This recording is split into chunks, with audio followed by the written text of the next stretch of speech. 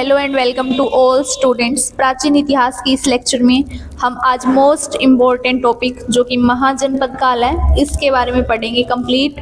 और ये क्लास देखने के बाद आपको ये टॉपिक कहीं और से पढ़ने की ज़रूरत नहीं पड़ेगी, क्योंकि मैंने इसमें सारे इम्पोर्टेंट पॉइंट्स कवर किए हैं जिससे डायरेक्ट हर साल एग्जाम में क्वेश्चन पुट आउट किए जाते हैं। तो इस लेक्चर को आप कंप्लीट देखना और पूरे फोकस के साथ देखना। और ये जो इंटरेस्टिंग सी पीपीटी है ये आपको टेलीग्राम ग्रुप में मिलेगी, ठीक है, जिसका लिंक वीडियो के डिस्क्रिप्शन में मिलेगा। तो वहां से आप टेलीग्राम ग्रुप को ज्वाइन कर लेना और उसके बाद आप इस पीडीएफ को रिवाइज करना क्लास देखने के बाद, ताकि आपको चीज़ें लॉन्ग टर्म तक याद रहे। तो हम सबसे पहले तो महाजनपद के जो महाजनपद जो काल था उसकी प्रमुख स्रोत क्या है, कहाँ से हमें पता चलता है, उसके बारे में पढ़ेंगे। तो इसके जो स्रोत हैं कि जैसे हम पूरी हिस्ट्री को ना बिल्कुल टाइमलाइन के साथ पढ़ रहे हैं ताकि आपको सीक्वेंस में चीज़ें याद करना थोड़ा आसान रहे। लास्ट क्लास में हमने बौद्ध धर्म के बारे में पढ़ा था, उससे पहले हमने जैन धर्म के बारे में पढ़ा था, और यही लगभग टाइम पीरियड था जहाँ पर हमें महाजनपद यानी कि कुछ स्टेट्स मिले। जैसे अभी स्टेट है ना इंडिया में, वैसे ही अलग अलग राज्य होते थे। तो उस टाइम लगभग इस भारतवर्ष में 16 महाजनपद थे। तो उसके बारे में स्रोत कहाँ से मिलते हैं कि ऐसा कुछ था। तो सबसे पहले जो है बौद्ध ग्रंथ है ना, जो हमने कल पढ़े थे, कल की क्लास में भी देखे थे। एक है अगुंतर निकाय और एक है दीघा निकाय। इन दोनों में ये दोनों बौद्ध ग्रंथ हैं और यहाँ से हमें महाजनपदों के बारे में पता चलता है। जो अगुंतर निकाय है उससे हमें पता चलता है कि 16 महाजनपद थे, क्योंकि यहाँ पर 16 महाजनपदों की सूची मिलती है हमें। और जो दीघा निकाय है उसमें 12 महाजनपदों का उल्लेख ही है। उसके बाद भगवती सूत्र, ये क्या है, ये जैन साहित्य एक जैन ग्रंथ है जिससे हमें 16 महाजनपदों की सूची मिलती है अगेन। और उसके बाद है अष्टध्यायी। ये क्या है, ये हमने जब पहली क्लास की थी जहाँ पर हमने सोर्स ऑफ हिस्ट्री पढ़ा था ना कि इतिहास के स्रोत क्या है, उसमें हमने देखा था अष्टध्यायी एक व्याकरण है, संस्कृत व्याकरण, और ये पाणिनि द्वारा रचित है। तो आप इसको भी याद रखना, कभी कभार यहाँ से भी डायरेक्ट क्वेश्चन पूछ लिया जाता है। तो इन सबसे मेनली हमें महाजनपदों के बारे में पता चलता है। अब जो ये महाजनपद है यानी कि एक स्टेट कैसे बनता है, राज्य जो बनता है, सबसे पहले गांव, फिर तहसील होती है, फिर जिले होते हैं, फिर जिले मिलकर किसी राज्य का निर्माण करते हैं। वैसे ही महाजनपद के जो निर्माण की प्रक्रिया अब हम वो देखेंगे। तो सबसे पहले जन यानी कि मैंने लास्ट क्लास में आपको बताया था, लास्ट जो हमारे हिस्ट्री के लेक्चर्स हुए हैं उसमें, कि जो आर्य थे वो मध्य एशिया से आए हुए माने जाते हैं। आर्यों का एक समुदाय कह सकते हैं हम, ठीक है। वो जो लोग थे उनके ग्रुप को आर्य कहा जाता था। तो वो मध्य एशिया से आए थे। उसके बाद जो लोग थे वो, ठीक है, तो वो जो जन थे ऋग्वेदिक काल में छोटे छोटे कबीलों में रहते थे, उनको जन कहा जाता था, हमने पढ़ा था। उसके बाद जो जन थे जो छोटे छोटे कबीले थे, वो उत्तर वैदिक काल में जब लोहे का प्रयोग बढ़ा तो लोग एक जगह बसने लगे और उस जगह को जैसे कि एक तहसील कह लो या एक जिले की तरह उन्होंने बना लिया कि हमारा इतना एरिया है, और एक अपनी पर्टिकुलर जगह बना लिए ना। बस्ती तो हम नहीं कह सकते, उससे थोड़ी बड़ी, लोग इकट्ठे रहने लग गए। उसके बाद ये जो जन है, जनों ने जो कबीले थे इनके, उन्होंने मिलकर जनपद बनाया, थोड़ा बड़ा एरिया। और जो जनपद थे उन सब ने मिलकर महाजनपद बनाया, कि एक बहुत बड़ा एरिया, ठीक है। तो 6वीं शताब्दी 6वीं जो ईसा पूर्व थी, लगभग ईसा मसीह के जन्म से 600 साल पहले तक का जो टाइम पीरियड था, उसमें महाजनपदों की जो निर्माण था वो हो गया था, ठीक है। क्योंकि इस टाइम तक आर्थिक लोगों के पास पैसा आ गया था, सैन्य शक्ति बढ़ने लग गई थी, तो जो जनपद है वो आपस में मिल गए। और जो अन्य जनपद थे, जैसे कोई शक्तिशाली जनपद है, उसने अन्य जनपदों के साथ युद्ध करके उनको जीत लिया था, ठीक है। तो इस कारण सारे जो जितने भी जनपद है उनको टोटल मिला के 16 जनपदों का निर्माण हुआ था। उसके बाद हम ये देखते हैं कि ये जो 16 जनपद थे इनमें शासन कैसा था, ठीक है। तो इसमें 2 ही टाइप के शासन थे। पहला था राजतंत्र, मोनेर्की, ठीक है। इसका मतलब होता है, राजतंत्र का क्या मतलब है कि जहाँ पर एक ही राजा का शासन होता है और ये वंशानुगत होता है कि उसका बेटा फिर उसका बेटा राजा बनेगा, और जितनी भी सारी शक्तियाँ होती हैं, जितना भी धन होता है उसका मालिक एक इंसान होता है। उस पर केंद्रित होती है वो सारी शक्तियाँ।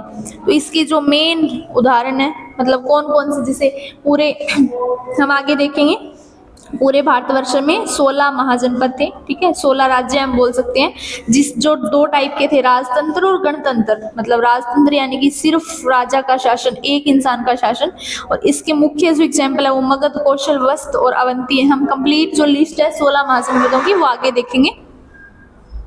उसके बाद दूसरा जो टाइप है वो गणतंत्र। अब ये क्या होता है, इसमें जो शासन है वो किसी एक राजा के हाथ में ना होकर, ठीक है, प्रतिनिधियों के समूह या कुलीन वर्ग के हाथ में होता है। मतलब जैसे बहुत सारे प्रतिनिधि होते हैं, सिर्फ एक इंसान का हमें आदेश फॉलो नहीं करना, बहुत सारे प्रतिनिधि वो मिलकर किसी चीज़ के लिए डिसीजन लेंगे और फिर उनका आदेश माना जाएगा। तो कुछ राज्यों में ऐसा शासन भी होता था, उसको हम गणतंत्र शासन कहते थे।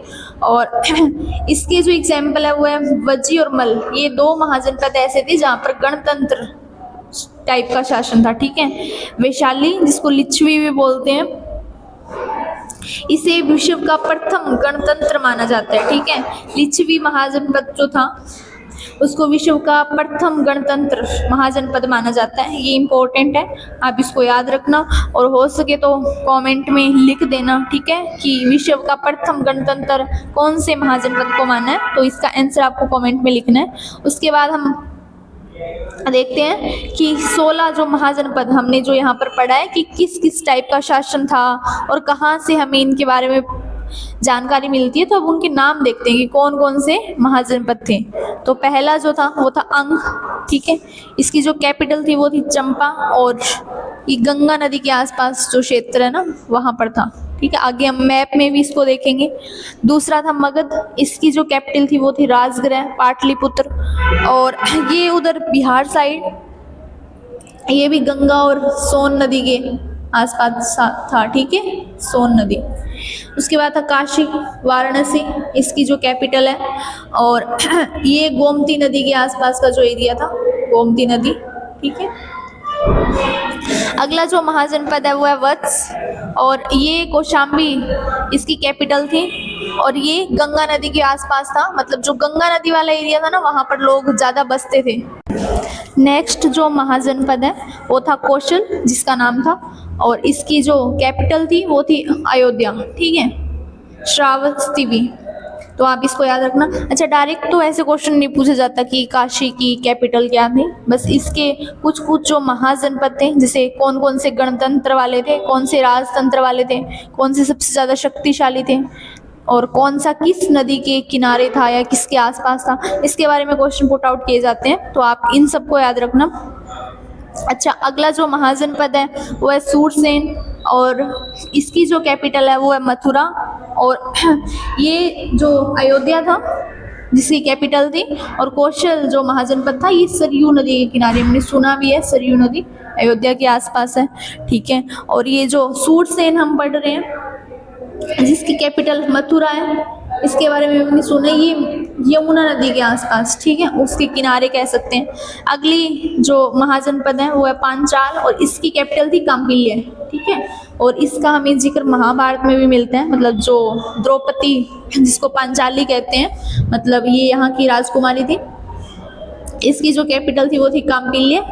और अगला जो महाजनपद है वो है कुरु, ठीक है, इसकी जो राजधानी थी वो थी इंद्रप्रस्थ, ठीक है, और इसका जिक्र भी हमें महाभारत में मिलता है, ठीक है, कुरु राजकुमार हम बोलते हैं। फिर उसकी जो राजधानी होती है वो इंद्रप्रस्थ होती है, ऐसा कुछ। तो लेकिन हमें इतना डिटेल में नहीं जाना, हमें सिर्फ एग्ज़ाम के लिए पढ़ना है, ठीक है। और एग्ज़ाम की प्रिपरेशन करते टाइम मोस्ट इम्पॉर्टेंट बात यही होती है कि हमें क्या छोड़ना और क्या पढ़ना। तो एग्ज़ाम के लिए जो ज़रूरी है वो चीज़ें हम देखेंगे।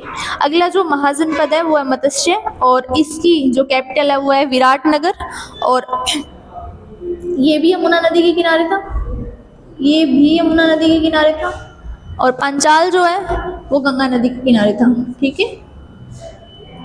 तो आप इनको नोट डाउन कर लेना, और क्लास कंप्लीट होने के बाद ये PDF टेलीग्राम से डाउनलोड करना और फिर इसको रिवाइज कर लेना। अगला जो महाजनपद है वो है चेदी, और इसकी जो कैपिटल है वो है शक्तिमती, इसको सोतिवती भी बोला जाता है, ठीक है। और चेती को हम चैत्य भी कहीं कहीं लिखा हुआ मिलता है, ठीक है, तो आप इसको भी ध्यान में रखना। और इसमें जो नदियों के नाम जिक्र किए हुए हैं वो है कैन और बेतवा, ठीक है, तो इसके बारे में भी आप ध्यान रखना। अगला जो हमारे पास महाजनपद है वो अवंती, ठीक है। इसकी जो कैपिटल थी वो महिष्मती, हमने ये नाम सुना है कुछ मूवीज में, महिष्मती साम्राज्य करके। अगली जो हमारे पास जो महाजनपद है वह गांधार, ठीक है। ये जो महाभारत में जो पट्टी बांध के रखते थे गांधारी, ठीक है, उसका मायका मतलब बोल सकते हैं, ये वहाँ की राजकुमारी थी गांधार, ठीक है। और हम कभी कभार सुनते भी है गांधार राज, जो कौरवों के मामा होते हैं उनको गांधार राज बोला जाता है। और इनकी जो कैपिटल थी वो थी तक्षशिला।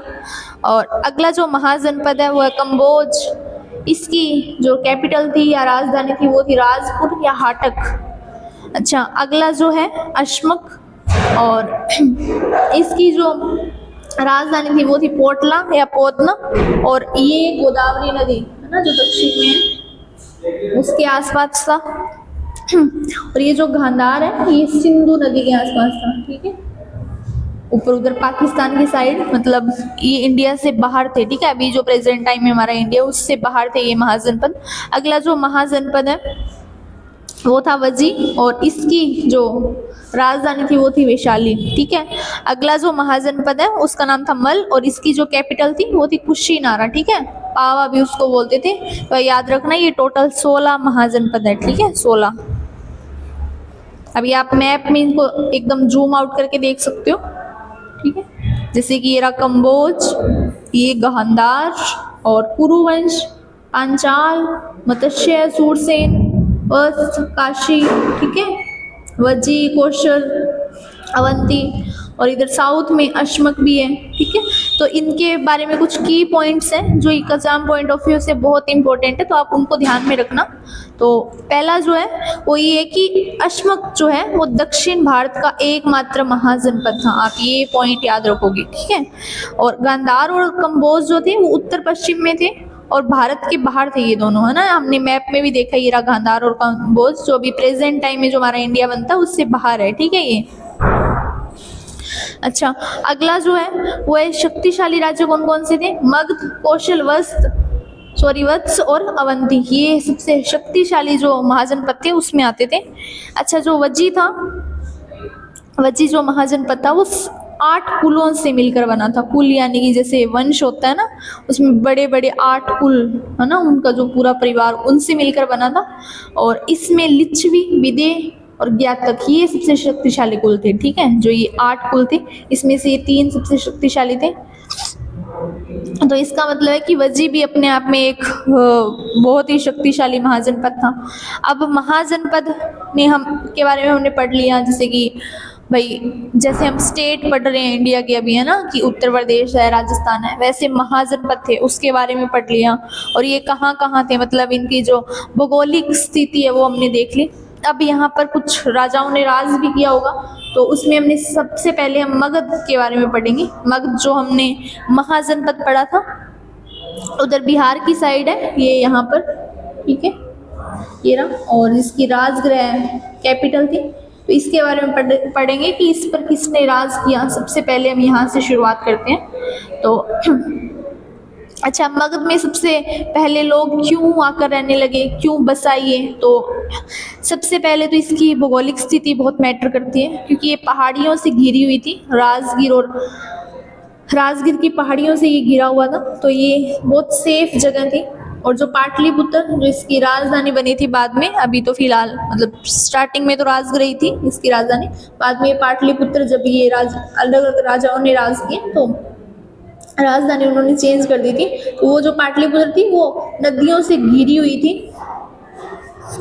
इसलिए पहाड़ियों और नदियों से घिरी हुई होने के कारण यहाँ पर संसाधनों की कोई कमी नहीं थी, मतलब पानी था और एकदम सेफ थी, ठीक है, एकदम से कोई आक्रमण नहीं कर सकता, तो ये प्राकृतिक रूप से सुरक्षित थी। दूसरा, यहाँ पर लोहे की प्रचुरता थी, ठीक है, इसलिए शक्तिशाली हथियार भी बनाए जा सकते थे। और खेती के लिए जो टूल्स होते हैं जैसे हल वगैरह वो भी बनाने आसान हो गए थे, क्योंकि यहाँ पर बहुत सारा लोहा था, तो लोग यहाँ पर ज़्यादा बसने लग गए। उसके बाद यहाँ पर आसपास नदियाँ थी, गंगा और सोन जैसी नदियाँ थी। तो ये जो भूमि थी वो बहुत ज़्यादा उपजाऊ थी, मतलब भरपूर अनाज होता था यहाँ पर, जिससे सेना का और जो लोग उस स्टेट में रहते थे उनका खर्चा उठाना आसान था। युद्ध में पहली बार बड़े पैमाने पर हाथियों का उपयोग मगध की सेना ने किया ना, ये आपको इम्पोर्टेंट पॉइंट है, याद रखना है, ठीक है, सबसे पहले। और मगध साम्राज्य के जो सबसे शक्तिशाली शासक है वो बिंबिसार और अजातशत्रु जैसे कुशल राजाओं ने अपनी कूटनीति और वीरता से साम्राज्य का विस्तार किया था। मतलब इन्होंने दूसरे महाजनपदों के साथ युद्ध किया, उनको जीता, मतलब इनकी जो शासन की तकनीक थी है ना, और इनकी जो समझ थी वो बहुत अधिक थी। ये बहुत ज़्यादा वीर थे, ठीक है, युद्ध जीतते थे और फिर उस महाजनपद को या जनपद को अपने मगध में मिला लेते थे। तो इस कारण भी मगध साम्राज्य का बहुत ज़्यादा विस्तार हुआ।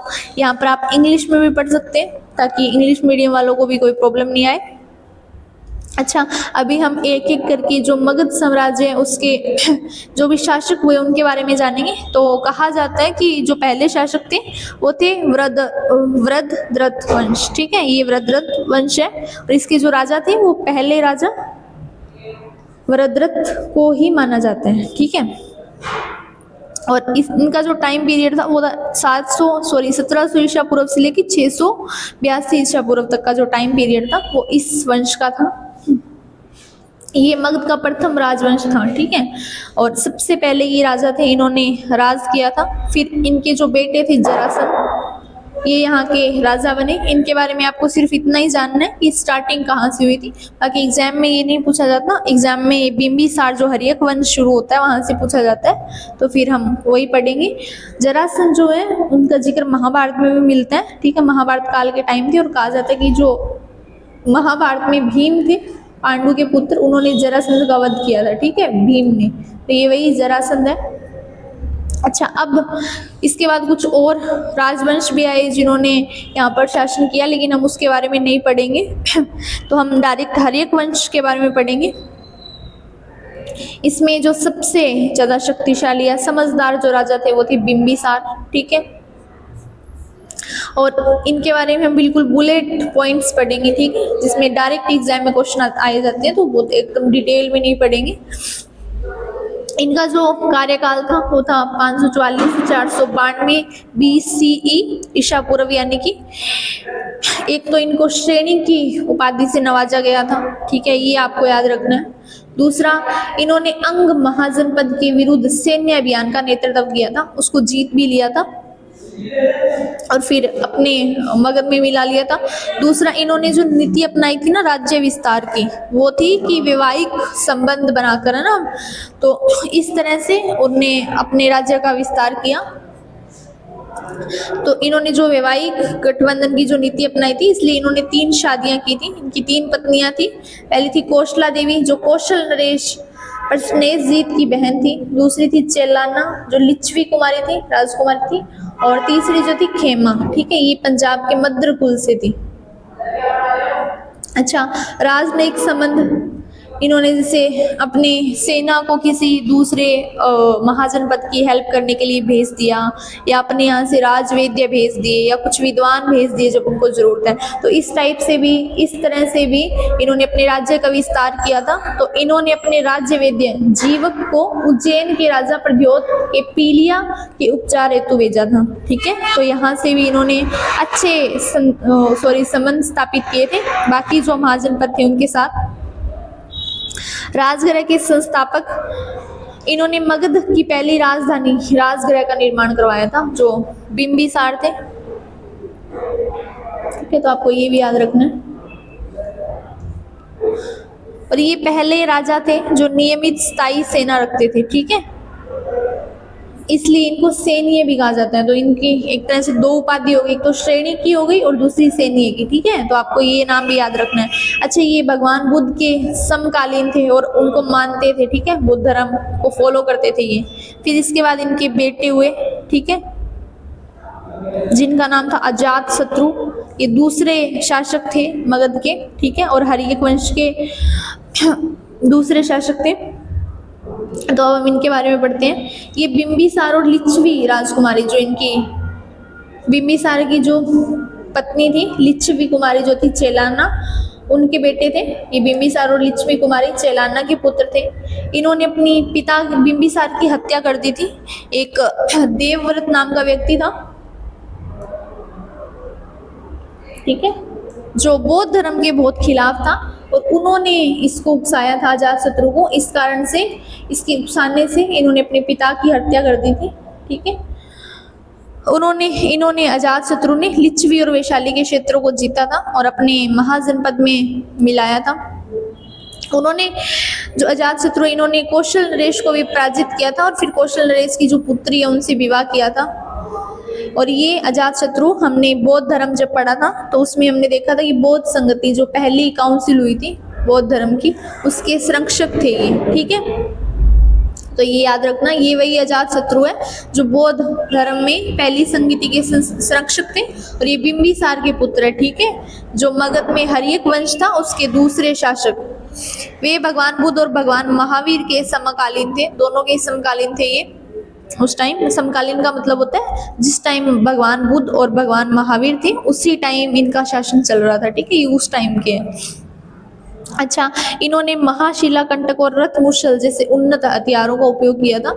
ये हथियार होते हैं इनके, आप नाम याद रखना, इन्होंने इनका उपयोग किया था। इन्होंने अवंती के आक्रमण से मगध को बचाने के लिए राजगृह की किलेबंदी भी की थी, ठीक है। राजगृह का निर्माण जो इनके पिता ने करवाया था जिनका नाम बिंबिसार था और इन्होंने इसकी किलेबंदी की थी ताकि मगध या मतलब मगध पर अवंती का या किसी अन्य महाजनपद का आक्रमण नहीं हो, ठीक है। अच्छा, फिर अजातशत्रु के बाद इनके बेटे हुए जिनका नाम था उदयन। और वैसे तो इनके बारे में बहुत सारी बातें हैं, मतलब हर एक शासक की सिर्फ इतनी ही इनके बारे में नहीं है, इतिहास बहुत बड़ा है, लेकिन एग्जाम में हमारे जितना पूछा जाएगा हम सिर्फ उतना ही पढ़ेंगे, ठीक है।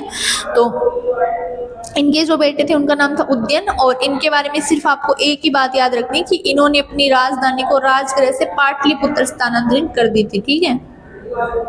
इसके बाद यहाँ पर शिशु नाग वंश, जैसे हर्यक वंश है वैसे शिशु नाग वंश है, इनका शासन आता है। अच्छा, और इसका जो हर्यक वंश का जो अंतिम शासक है उसका नाम आप याद रखना, उसका नाम था नागदशक, ठीक है, नागदशक।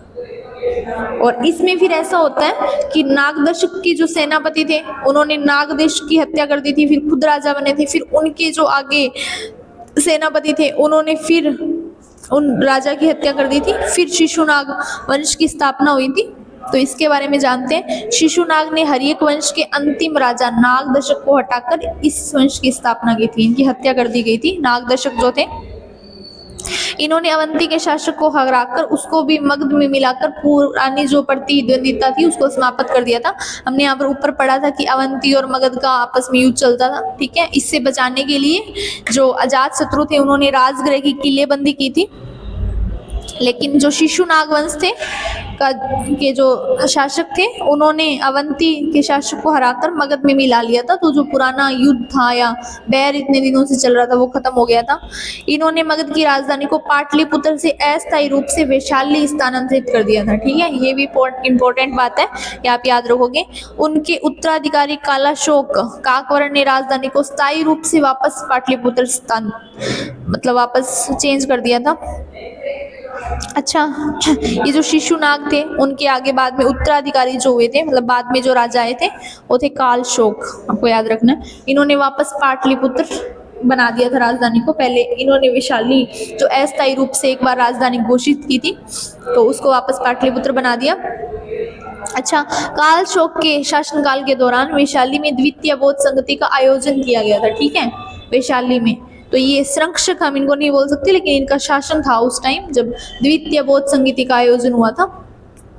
उसके बाद हम पढ़ते हैं नंदवंश। नंदवंश जो चंद्रगुप्त मौर्य थे जिस टाइम, और उस टाइम जो राजा थे गणानंद जिस टाइम शासक था, तो वही नंदवंश के बारे में हम पढ़ेंगे। इसकी जो स्थापना है वो महापद्म नंद ने की थी, ठीक है, और इन्हें भारत का पहला साम्राज्य निर्माता भी कहा जाता है, ठीक है। महापद्म नंद को एकराट सर्वतांत्रिक मतलब सभी क्षत्रियों का नाश करने वाला इनकी उपाधियां मिली है क्योंकि ये क्षत्रिय नहीं था, ठीक है। ये गैर क्षत्रिय वंश थे, मतलब जो राज हमेशा शासन जो रहा है वो हमेशा क्षत्रियों का रहा है, ठीक है। उन्हीं को उस टाइम कहते हैं कि अनुमति थी जैसे युद्ध कला और ये सब सीखने की। लेकिन ये जो नंद वंश थे इसमें जो महापद्म नंद थे ये क्षत्रिय नहीं थे, इसलिए इनको क्षत्रियों का नाश करने वाला भी कहा जाता है। तो ये एक इम्पोर्टेंट बात है, अब इसको याद रखोगे। इनके पास पैदल सेना, घुड़सवार, रथ और हाथियों की एक विशाल सेना थी, जिसने सिकंदर जो सम्राट था उसको भी हरा दिया था, पीछे हटने पर मजबूर कर दिया था। धनानंद जो थे वो इस वंश के अंतिम शासक थे, ठीक है, जिनका नाम हम जब चंद्रगुप्त मौर्य को पढ़ते हैं, उसके जो चाणक्य जिनके गुरु थे उनके बारे में पढ़ते हैं, तब हम इनका नाम सुनते हैं। ये कहते हैं कि उस टाइम के बहुत ही क्रूर और एकदम लालसा और भोग विलास में डूबे रहने वाले राजा थे धनानंद। इनके शासनकाल में सिकंदर ने भारत की सीमाओं पर आक्रमण किया था, ठीक है। उसके बाद चाणक्य ने मतलब जो चाणक्य थे वो गुरु थे चंद्रगुप्त मौर्य के, ठीक है। और उन्होंने जो धनानंद थे इन्होंने जो चाणक्य जिनको हम विष्णुगुप्त भी कहते हैं, जिन्होंने अर्थशास्त्र बुक जो लिखी है उनका अपमान किया था अपने, ठीक है। चाणक्य इनका अपमान इन्होंने अपने राज दरबार में किया था। जब चाणक्य इसी बारे में बताने आए थे कि सिकंदर ने भारत की सीमाओं पर आक्रमण कर दिया और आप भारतवर्ष को बचाइए, तो फिर धनानंद ने इनका अपमान किया था कि एक तुच्छ ब्राह्मण मुझे बताएगा ऐसा करके। तो फिर इन्होंने प्रण लिया था कि वो एक ऐसे राजा का, एक ऐसे व्यक्ति का निर्माण करेंगे, मतलब उसको शिक्षा देंगे कि वो भारतवर्ष का एक महान राजा बने। तो फिर चंद्रगुप्त मौर्य को इन्होंने अपना शिष्य बनाया और उसको शिक्षा दी और एक काबिल राजा बनाया। तो फिर यहाँ से मौर्य वंश की स्थापना होती है, मतलब धनानंद को हराकर चंद्रगुप्त मौर्य वो बाद में मौर्य वंश की स्थापना करते हैं, जिसके बारे में हम नेक्स्ट क्लास में पढ़ेंगे, ठीक है। लेकिन अभी हम जो ये मगध राजवंश था, मतलब चंद्रगुप्त मौर्य के आने से पहले पहले जो हर्यक वंश थे, शिशुनाग वंश था और नंद वंश था, इसके टाइम में प्रशासन कैसा था, कौन कौन सा कर लगाया जाता था, मुद्राएं जो सिक्के उनका कौन से सिक्कों का यूज किया जाता था, ठीक है, इसके बारे में थोड़ा देखते हैं। तो इसमें बस हमें एक ही बात याद रखनी है कि जो प्रशासन था उसमें ग्राम प्रधान को भोजक कहा जाता था, ठीक है, भोजक, ये याद रखना। और जो कर था किसानों को अपनी उपज का एक से 6 मतलब, ठीक है, 6 हिस्सा देना, मतलब 6 हिस्से अगर वो कमा रहे तो एक हिस्सा उनको कर के रूप में देना था, जिसको भाग कहा जाता था, ठीक है। अन्य जो कर थे उसमें बलि एक स्वैच्छिक भेंट थी और शुल्क टोल कर था, ठीक है, टोल टैक्स जो होता है उस टाइम शुल्क लगता था, उसका नाम शुल्क था। बलि एक स्वैच्छिक भेंट थी जो राजा को देनी होती थी, किसी की मर्जी है तो दो, अदरवाइज नहीं। और जो कर वसूलते थे उन अधिकारी को शोल्किक कहा जाता था, ठीक है, तो आप ये भी याद रखना। अच्छा, मुद्रा व्यापार और व्यापार के लिए चांदी और तांबे के आहत सिक्कों का यूज किया जाता था, ठीक है, उस टाइम। उसके बाद कारीगरों और व्यापारियों के समूह को श्रेणी कहा जाता था, आप ये भी याद रखना, ठीक है। कृषि कैसी थी उस टाइम, कृषि के लिए लोहे के हल का उपयोग किया जाता था, ठीक है। और कहा जाता है कि जो पहला शहरीकरण था, सबसे बड़ा या नगरीकरण जो था, वो हमें सिंधु घाटी सभ्यता में देखने को मिलता है, ठीक है, पहला जो नगरीकरण था सिंधु घाटी में। और दूसरा जो सबसे बड़ा नगरीकरण था वो मगध साम्राज्य का देखने को मिलता है, ठीक है, मतलब लोगों ने हल का यूज करना शुरू किया, अलग अलग टूल्स बनाए। तो उसके बाद लोग, जैसे हमने ऊपर पढ़ा कि जनपद में रहने लगे, तो दूसरा जो नगरीकरण था वो यहाँ से शुरू होता है, मगध राजवंश से, या जो ये काल है महाजनपद काल, इसमें, ठीक है। तो हम इस क्लास में सिर्फ इतना ही पढ़ेंगे और नेक्स्ट क्लास में हम जानेंगे मौर्य साम्राज्य के बारे में। तो आप नेक्स्ट क्लास को देखना मत भूलना। और अभी के लिए स्टे हैप्पी एंड हेल्दी, क्योंकि हेल्दी रहोगे तभी पढ़ोगे। Thank you so much. Class को लाइक कर देना, सब्सक्राइब कर देना और अदर एस्पिरेंट्स के साथ शेयर कर देना। Thank you so much.